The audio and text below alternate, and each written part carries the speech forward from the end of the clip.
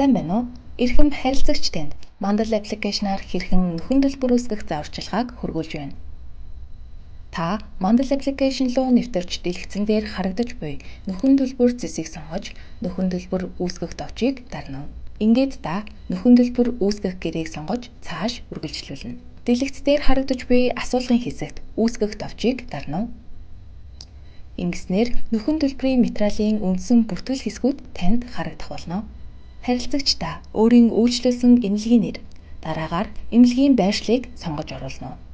Үүний дараагаар та улаан одоор тэмдэглэсэн хэсэг болох нөхөн төлбөрийн маягт төлбөрийн баримтын зургийг дарж дэлгэц дээр харагдаж буй зааврын дагуу заавал оруулах шаардлагатайг анхаарна. Мөн харилцагч та эмнэлгээс авсан үйлчилгээнээс хамаарч зарим тохиолдолд нөхөн төлбөрийн материал, шинжилгээний хариу, жорын маягтын зургийг дарж дэлгэц дээр харагдаж буй зааврын дагуу оруулах юм. Шаардлагатай нөхөн төлбөрийн материалын зургийг оруулсны дараагаар та материал илгээх товчийг дарна.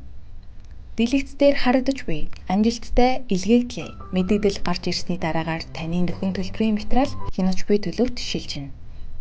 Хэрэв нөхөн төлбөрийн материалыг дутуу илгээсэн бол баруун дээд болон байрлах зурвасууд хэсэгт мэдэгдэл очих юм.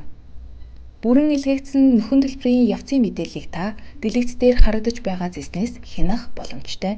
Харин таны шийдвэрлэгдсэн нөхөн төлбөр идэвхгүй төлөвт шилждэг болохыг анхаарна.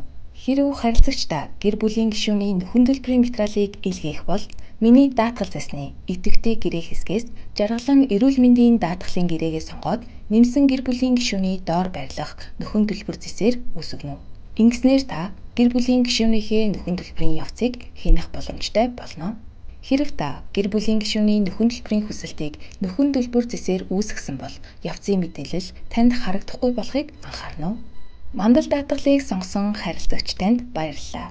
Монголын хамгийн том даатгалын компани Mandal даатгал.